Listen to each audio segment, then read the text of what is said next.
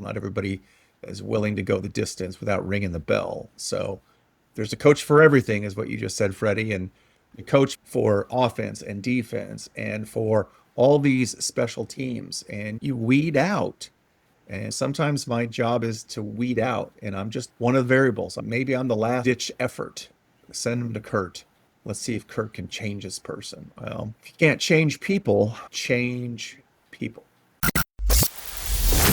But I am the world's biggest super fan. You're like a super fan. Welcome to the Business Superfans podcast. We will discuss how establishing business superfans from customers, employees, and business partners can elevate your success exponentially. Learn why these advocates are a key factor to achieving excellence in the world of commerce. This is the Business Superfans podcast with your host, Freddie D. Ready! Hey, Superfans, Superstar, Freddie D here. In this episode 169, we're joined by Curt Tueffert, a sales leader with more than 3 decades of experience helping service-based business owners overcome one of their toughest challenges, building consistent, confident, high-performing sales teams in a world where most reps are undertrained and overwhelmed. From selling newspaper subscriptions at 14 to leading 100 million sales teams at DXP and creating the DXP University and Sales Gym programs, Curt spent his career mastering the art and science of selling. As a top Brooks Group facilitator, award-winning sales developer, longtime University of Houston professor, and behavioral analyst expert, he brings unmatched insight into how service providers can elevate their sales culture and performance. If you ever felt the weight of inconsistent sales results or wished your team had a stronger, more repeatable sales process, this conversation shows you a smarter, more empowering path forward.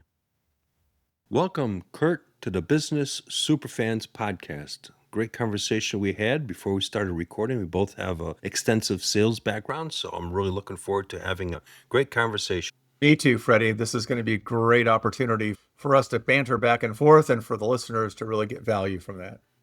Yeah, excited about that. So let's go back to what led you to create Peak Sales Strategy. And what's the backstory that before you pivoted to that? Because there's got to be a story back there somewhere. Being in sales for so long, 4 decades now, I really wanted to try to do something different. I had a company once before called Brick Wall Motivation, based on some conversations I had with my middle school son who was having a hard time in math. It was like hitting that brick wall. So I was using some of those analogies of him struggling with math with the people struggling hitting that brick wall. My older son and I were brainstorming one day, and I wanted to recreate something not brick wall-esque. And he said, well, Dad, why don't you do peak sale? Because mountain peak sales strategies, and you could keep it as a strategy so that could work for sales management, customer service, leadership. So my son is the one who came up with the peak sales strategy. I ran with it. He did some early development in the website, and then I turned it over to another website company. But Freddie, that's a great question. That's the origin of peak sales strategy. So what's the background to before you created Peak Sales Strategy? How did you get into sales and all that stuff? If you can imagine, both my parents were German immigrants coming from World War II. They came over, and for some crazy reason at an early age, I think I was 10 at the time, I took some of my toys, put them in a box, and went up and down my street, knocking on doors, asking if they want to buy my toys. So for some reason, I realized if I had money, my parents weren't giving me money. There was no allowance in my generation or in my household. If I could do something to get money, that's a good thing. From there, I had a paper route before I could even drive a car. And that paper route where I was living, you had to knock on people's doors every month and ask for the subscription money because we didn't have electronics back then. Knock on somebody's door, interrupt their evening.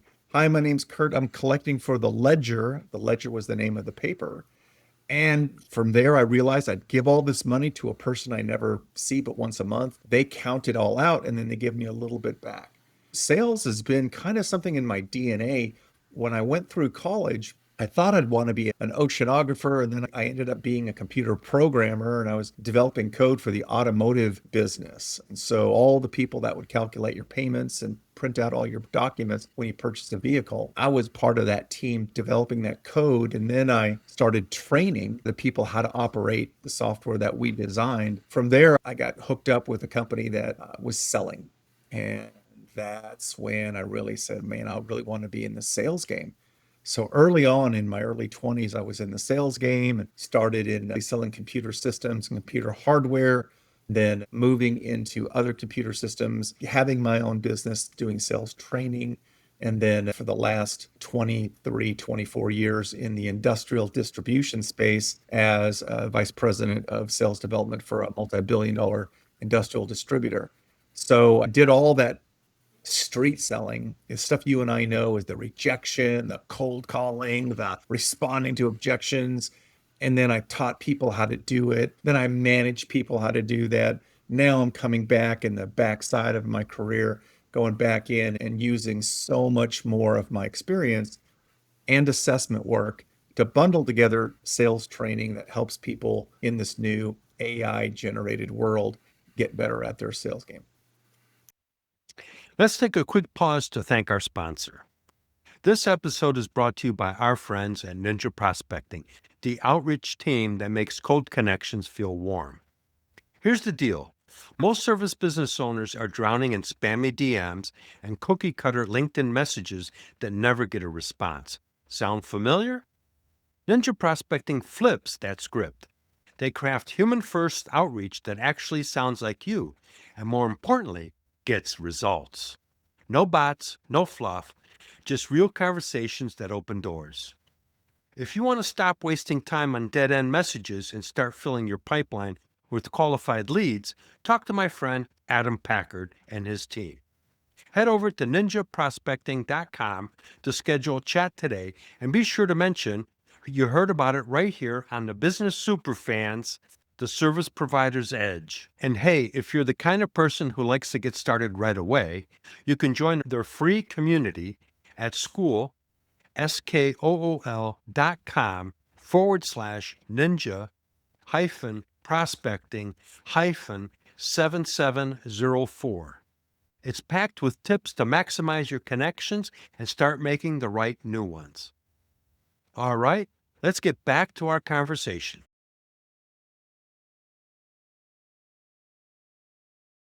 Oh, what a backstory. I mean, you and I have some similarities because I'm also an immigrant. My parents came over from Europe. I was actually born in France and grew up in this country. And you're right, there was no allowance. You cut the yard because you were told to cut the yard, and that was it. You were happy to cut the yard because otherwise the results would be different. But I got my first paying job was pumping gas at a gas station. So before I was driving as well, I would walk to the place, work for my first job was $1 an hour back then. But you really valued that dollar because you worked hard for it. Sure. And I had to upsell, and that's where I kind of learned sales a little bit. So, hey, would you like your oil checked? And then, you're down, you need a quart. And that was it. Of course, there was no bonus, there was no commissions. That was just part of the job, and you got your dollar. I can come alongside that story. When I was in college, I was a Volkswagen mechanic. I was a little bit different. I did the upsell, hey, let me check your brakes. Let me check your engine. On a Volkswagen Bug, there's only a small amount of things that you can check, but we found a place that we could buy whole engines. We would just give them our old engine and they would swap the core for a new. So we could bring somebody in at 10 o'clock in the morning who says, look, you need a new engine. And we could have them in a new engine by 4 o'clock that afternoon. Wow.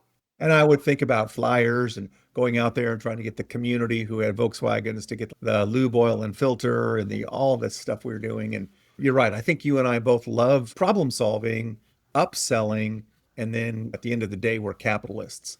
So if we can sell something for a price greater than what we bought it for, and we get a portion of that called a commission, that's in our blood. We like. Yeah, but the important part of that point is really helping who you're selling get them to achieve their goals and their business aspirations.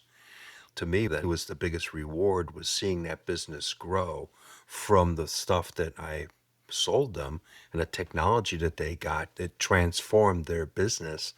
And that's how I started years later on creating Superfans, that these people dealt with me, respected me, because I wasn't just a guy selling stuff. I was actually looking at helping create a business strategy for them. And this happens to be a tool. And they became my sales team.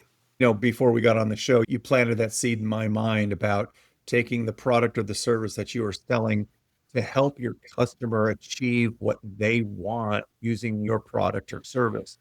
It seems to me like you completely flipped the script on, it's not what I want, what Freddie wants. It's what you want. And if I can get you where you need to go using the product or service that I have, it's a win-win. So you're positioned, I'm here to solve the problem. Let me ask you some questions to determine if the problems you face can be solved by what I have. It's a great discovery conversation. Yeah, because it opens up the conversation, because you're no longer talking about this has these features and doesn't have these features. You're out of that conversation and you're really in a business strategy conversation, and it becomes much more in depth. And now you're strategizing and you're no longer selling. You're really talking about the challenges that the company's experiencing and everything else. And for me, that was always fun, because I would work the sale backwards and says, all right, well, Curt, based upon all these discussions that we had, we wrote all this up on the market board. Based upon this timeline, you need to issue me the PO now so we can meet your timeline. You wrote it up on the board. It's brilliant. And for the listeners here who are listening, what Freddie just said, and maybe we're at a place where we're burned out or we're frustrated or we've lost our perspective to where we're solving their problems. It's all about them. It's all about what they have. And when they build enough trust and rapport with us to answer those discovery questions, it kind of backs right into what Freddie just said, is based on your timeline. Let's get started today. I just need a purchase order to start the process to solve your problem. They've already bought the product or service because you've already solved their problem. Right. So let's get into some of the things that you do with the training that you do, because we talked a little bit about personality types and how important that plays into the equation stuff. So I'll let you talk a little bit about that. Sure. As I look at peak sales strategy, my goal is to have those conversations with the sales leaders and to say, look, if my target audience is small, medium business, there's a high probability that they've not had formal sales training or formal sales management training and coaching. So I want to come alongside them with a cost-effective model using a baseline assessment, the DISC profile. I also have something called the Sales Intelligent Quotient, kind of tests their sales acumen in many different areas, and bundle that together with a customized sales program. Now, that sales program can be face-to-face, what you and I have grown up on, in a hotel room or at a sales conference, or it could be Zoom-based, where we do the sales coaching, sales training on Zoom calls, less than 1 hour. We schedule out X number of calls depending upon budget and need. And I try to customize this to help that small, medium business get an immediate ROI so that they can tie the next sale or the next close sale based on ideas from the class. If I can get them 1, 2, or 3 additional sales, could pay for the entire investment in a short amount of time. That's what I've done. I've done formal, I've done informal. I just feel there's a niche there. Small, medium businesses who always say, we're too busy, we don't have the money, I can't fly my guys to Phoenix for a 2-day sales conference. And I'm saying, well, then what about some of these other technologies? Let's use what we have to get something going. Later on, if you think I'm better than sliced bread, you'll find a way to bring me in face to face because of what we've done on those Zoom calls. And that's powerful. Yeah, and you bring up a great point, Curt. You still need to refresh and stay sharp. I mean, you look at a sports team, okay? You look at a sports player. And I use this analogy a lot. In football, you got a coach for just about every position, right? Baseball, same thing. Soccer, same thing. There's a coach for every position. And you keep practicing, you keep honing your skills, you keep improving your skills. what you and I are doing really is helping people in sales really re-improve their skills, keep them fresh, keep them sharp, because you get complacent. And so it's important that what you're doing is really helping that business and that salesperson, more importantly, to really take their game to another level and keep themselves at peak performance. Exactly. I love your sports analogies, whether it's a competitive sport like a football, basketball, baseball, or even if it's an individualistic sport like swimming, where you're focused on your own core skills. So many times we get complacent's a great word. We get into that repeat mode where we assume that we know everything or everything is the same. And sometimes it's just the ability to understand a customer's needs, wants, and whys. What they need is what we think that we can solve. But a need is just a need. Sure. I mean, you remind me of a story. I was in Germany with my reseller, and we were selling some new software that we just came out with. The product was called CamWorks. It still exists today. And I coined a term for the marketing, machining intelligence before AI was a cool thing because it didn't exist back then. But we had some relational database stuff that it could do. And we're demonstrating this product. And this guy, to your point, was just whipping through the demo of the software because he knows it cold. I mean, he's just flying through. And we're flying through and the software crashes in front of the whole group. And this is the final decision maker because we did it in a local place and then we had to go to corporate. So I flew out to Germany twice for a $10,000 sale. So there was no profit. We're making no money on this deal. Yeah. I already got my butt chewed by the owner of the company is why am I wasting this time and money and all that stuff? And you'll know the punchline in the end here. But I read the room and saw people's faces glazed over and they were just not getting it, not understanding because he's going too fast. And so I said, all right, lunchtime came by. They invited us to lunch. I said, nope, we're going to hang on. We're going to call back corporate, find out what's going on with the software. So we reached back. We found that it was a bug. It was a repeatable bug. So first thing we did after coming back for lunch, we showed the software crash again. And we did that to become transparent and says, hey, it's a bug and we can repeat it so we know it's a bug. Okay. And then I told my guy, start all over. We're going to start this whole presentation all over and go slow so they understand it. And so the whole afternoon, the whole morning, 4 hours was wasted. We started all over. And we went through the presentation. I could start seeing people starting to understand what we were talking about because I had some smarts in it to basically, based upon a geometric shape, it would pick out the tool path automatically and do the milling machine aspects automatically. And so it was a significant time saver versus the guy having to pick the what tool, etc. Anyway, long story short, at the end of the presentation, people were smiling, handshaking, everything else. And we walked away with an order from this little company called Bosch. Little company. Yep. Yeah. But the point was we stopped and we slowed down. And more importantly, we came clean and started over because, had we kept on going, that deal would have been a disaster. And knowing what we know about behavioral styles, sometimes the Germans can be very analytic. So they would appreciate slower than faster. Correct. Yep. And so the fact that we started over showed them respect. And I spoke a little bit. My German has gone down the toilet because I don't practice it anymore, but I was able to have some basic conversation because I was spending 10 days at trade shows up in Hanover and all that stuff. But anyway, the point was just emphasizing what you were talking about earlier. So how do you work with somebody and you've transformed that company and their sales team to where now they're what I would call a super fan of you and they've recommended you to other business owners that they know because there's a network of business owners in whatever industries and they talk to one another all the time. I think the whole idea about networking or follow up is I've got to stay top of mind.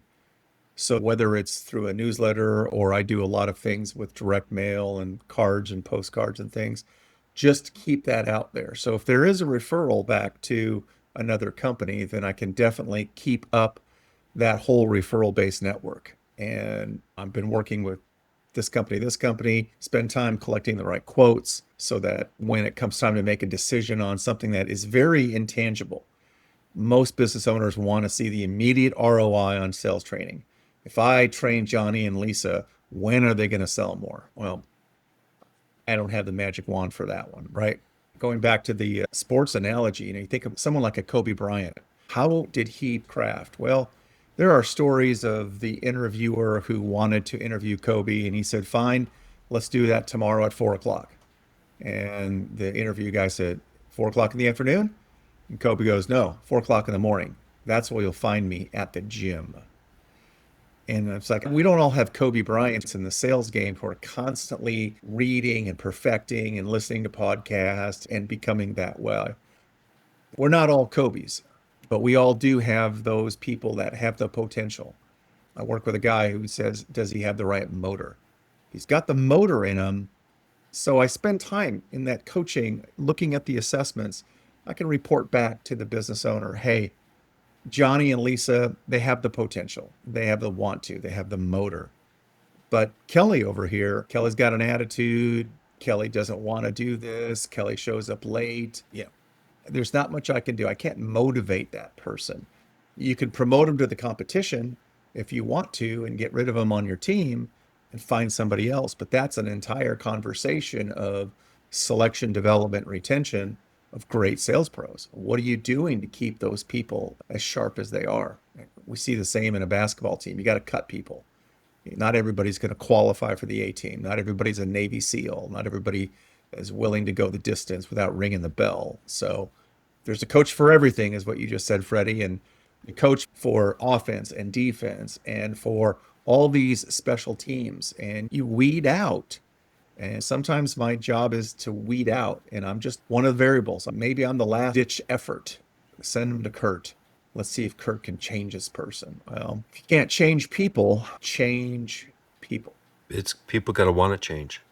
You can't make them change. They got to want to change. They got to raise their hand and say, you know what, I got to level up. Because once you have that mindset, they're open to receive the data that you're going to give them. But until they raise their hand and says, you know what, I do need to up my game, not going to happen. No matter what you do, not going to make traction at all. Level up. What a great phrase. Maybe it came from the gaming industry, but it works well within the sales industry.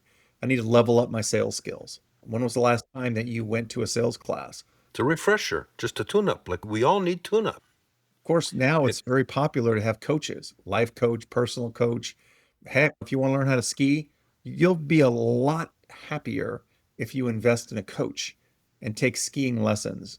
Otherwise, you're going to fall, you're going to get mad, you're going to get snow down your pants, you're going to get mad again. But if you take the lessons and they communicate in a way that you can understand adult learning, then you're going to learn, hey, I can snowplow, I can pizza slice, and then I can do this, then I can do that. Next thing you know, you get a high ROI and you're feeling like I can come back here. Well, the ski company is going to want great trainers to get more adults to come back again and to bring their kids and do more training because there's profit. Now we're selling the experience, we're selling the training, then we're selling the overpriced lift tickets, and you start a business. And you talk about those business super fans. You have the same as it relates to skiing people. They come back to your resort every year. They come back to your business every year. They call you on the phone and say, hey, Freddie, we're doing this expansion. What do you think? And then they bring you in at the highest level for decision making.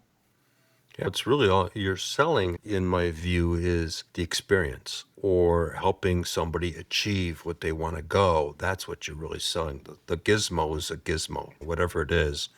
It doesn't matter. The fundamentals are the fundamentals. And one of the things that you brought up, and I want to reiterate back, is you brought in some old school conversation into it, sending letters, sending cards, postcards, and stuff like that. People forget that stuff works, and it works very powerfully because you can hide behind email, you can hide behind text messaging and all that stuff. But when you send a physical something to somebody, they stop and they actually go, wow. And it gets through the other aspect, because if you get an email and you don't recognize who it is, it's a delete. It's gone. So by incorporating, and I think that a lot of people especially in sales, need to kind of leverage a combination of things in today's world. Using today's technology, especially with AI now coming into play, you can leverage that as well for follow-up and everything else. But you still need some old school approaches, which is direct mail campaigns and sending a thank you card and things like that, because that sets you apart from all your competitors. Absolutely. You said something that's caused me to think of one of the companies that does sales training, action-based selling, has a very simple process. It's a premise which I love. It's called first they buy you, then they buy your company, then they buy the product, and then they buy the price. So when I approach sales training, I really look at the person. Are you sellable? Are you buyable? Would that person want to buy from you because of the way that you've perfected yourself? Then tell me a little bit about your company. Then I'll listen about your product or service. But if you start with product and service and speeds and feeds and bits and bytes and data sheets and death by PowerPoint, I haven't bought you and I haven't bought your company. So there's a high probability I don't really want, need, or desire your product or service. Did not pass go. Yeah. And then forget about the price. It doesn't matter how much it is. You lost me because I didn't buy you. Now, if I buy you, Freddie, and I like you, and you ask me phenomenal questions to solve my business issues, then I don't really care that much about the size of your company. Man, you could be a one-man shop, you could be a solopreneur, or you could be somebody huge. And then tell me about your product or service. And then when they start looking at your price and going, wow, that's a little out of our budget. Well, I trust you, Freddie. Explain to me why the price is the price. And you go back to, did I not give you enough value, or is this not in your budget? Did I not ask budget questions in the beginning? We start talking about that. And there is that Jim Rohn is another business philosopher. And when the why gets stronger, the how gets easier. The why is it that you need to solve this business problem?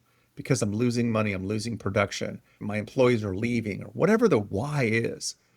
Right. When the why gets strong enough, your price is going to be your price. And why do people buy $75,000 vehicles, and why do people buy $25,000 vehicles? There's a why factor in there. Why do people buy fashionable watches for $1,500, $1,600 when they can go to Walmart and buy a Casio for $29.95? Sure. Different way of looking at things. So my passion is why. People have needs and wants, but let's get to the why factor. And many of the time I lose sales training deals because there's no why. The guy or the gal who's trying to get a Band-Aid on a problem, or they just don't see the need for the sales training. Well, the why isn't strong enough. So I can give you this training for free and you still wouldn't act on it. Or even the individual person. Why do I need sales training? I'm 100% a quota in June. I got 6 more months to ride the coattails. It's what you said before. They didn't raise their hand. They're not willing to level up. Right. No. You remind me of one of my tactics I used to use is I'd turn around and say, okay, we're talking about stuff. And you'd say, okay, well, what's it going to cost me? I'd say, well, Curt, whether it's free or $5 million, if it's not applicable, it doesn't matter, does it? Doesn't matter. Exactly. And the look on their face would be like, what? What just happened? And I just neutralized the money, because if it doesn't work and it's not applicable, it don't matter. That's right. And then we refocused the conversation on what mattered. And then basically the price worked itself out, because now we were solving or we didn't solve. And if we didn't solve, I'd say, okay, you know what? We're not the right fit. This is the company you need to talk to. And I'd step out and I'd still create a super fan, because one, I had the professionalism say, well, our stuff doesn't work. And so I'm not going to try to ram it down. And B, you should talk to this company because they got the right product for you, which gives you credibility. Huge credibility. And they're going to call you back, because once they call the other company who doesn't have Freddie, who doesn't do it the right way, they're going to call you back and go, thanks for that reference, but, and they're in the junior class league. Freddie, we want to go back to you. Let's talk again. And you get a chance to reset the conversation, and then it's wonderful. I love what you've done on that. If it doesn't solve the problem, doesn't matter if it's $1 million or $0. I've heard it said, Well, how much would it cost for you to not do anything? By that point, you've done the discovery. You've determined that their sales force isn't professional, isn't up to date, has too much turnover. We put a dollar amount toward that.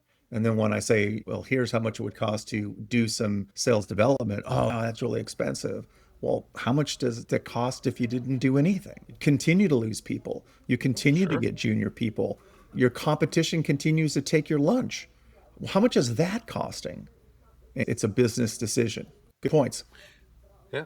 And I want to go back to the importance of the disc personality stuff. I think that isn't trained enough for salespeople, because you've got to be able to pivot your personality based upon the audience that you're dealing with. And I'll just share another story. It was a railroad car manufacturer, and we were selling, it was about 150 grand, I don't remember exactly, software. And the engineering guy and all that stuff, we were all set up, ready to go. But now we got to get approval from the CEO. Walk into this office. I've told this story before, but I want to just emphasize it because of what you mentioned with the disc aspect, because this came into play. Huge office, glass wall, helo pad on the other side of the glass wall. Okay, this guy had an ego.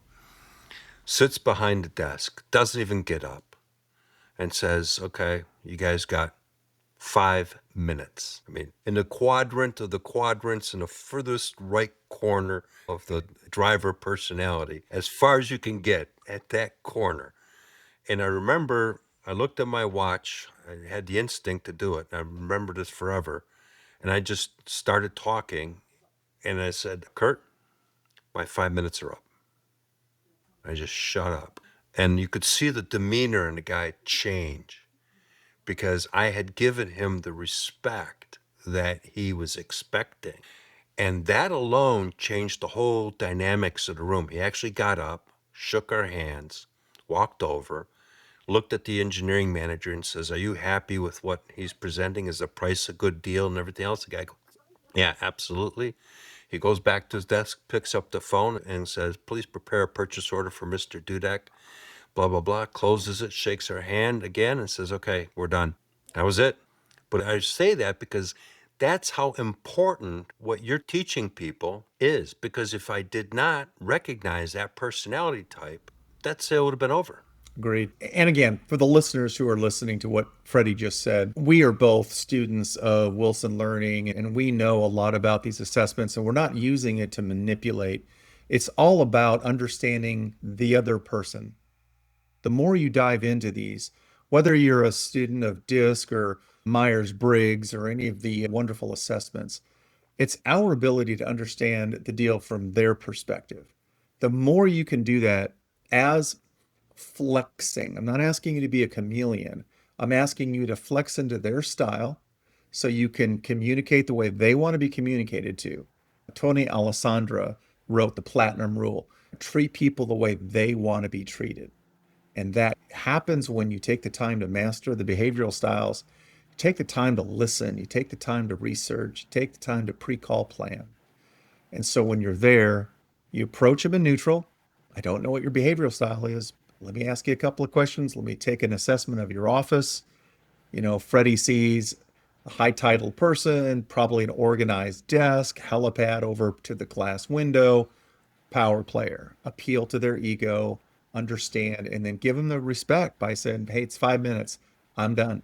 Because how many times have they been bowled over by fast-talking salespeople who just want to continue to push after that respected boundary of 5 minutes? Brilliant. Great story.